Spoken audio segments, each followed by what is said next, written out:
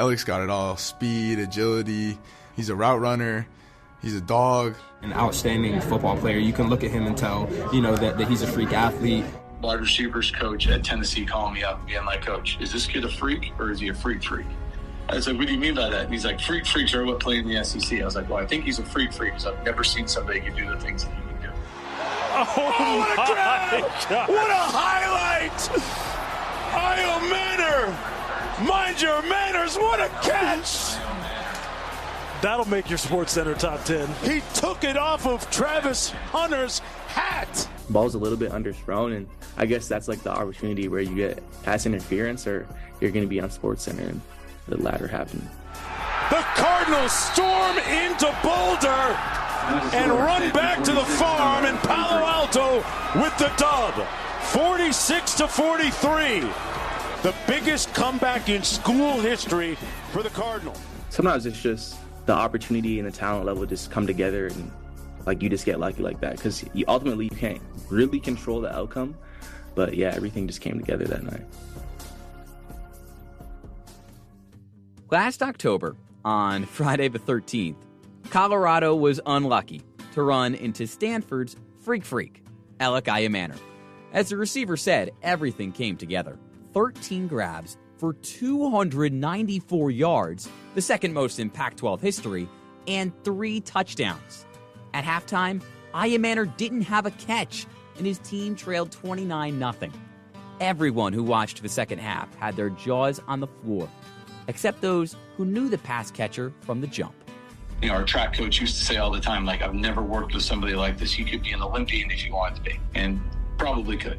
So, he's had that work ethic. He had a bunch of setbacks before he, kind of had his coming out party that night. But to those who know him, it was not a surprise. It was great to see, but not a surprise. That was Ayomanor's head coach at Deerfield Academy, Brian Barbado. The New England prep school knew what it had, although the receiver wasn't even a top 900 recruit. Originally from Alberta, Canada, Ayomanor came to the States as a high school sophomore. That's when the setbacks started. Junior year, wiped by COVID-19. Senior year, a torn PCL. Adversity followed Ayomanor at Stanford. I played through all of fall camp and got injured like the last week before the first game, and I thought I was doing pretty well.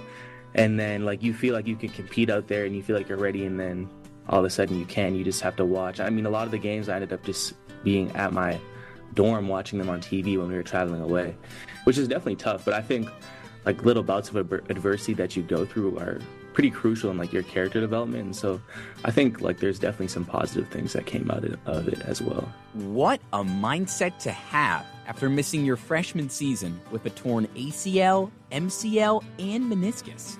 Ayomanor presented a massive question mark to his new head coach, Troy Taylor. But as the receiver got further removed from the injury, the new bench boss came to a conclusion. He started going full speed, and we thought he had a chance, and then it really came all together. I saw it just the same as everybody else did against that Colorado game, where you saw him really play at a different speed and play at a lot of confidence. He also had the knee brace off for really the first game, and I really think his better days are ahead of him. He really cares. He's got a high level of mental and physical toughness that'll help him be a great player. So let's recap. Over 1,000 receiving yards and 6 touchdowns as a redshirt freshman. 6'2" with a sub 4.4 second 40-yard dash. Coach, that sounds a lot like a great player. Ian Nicholas, WAER Sports.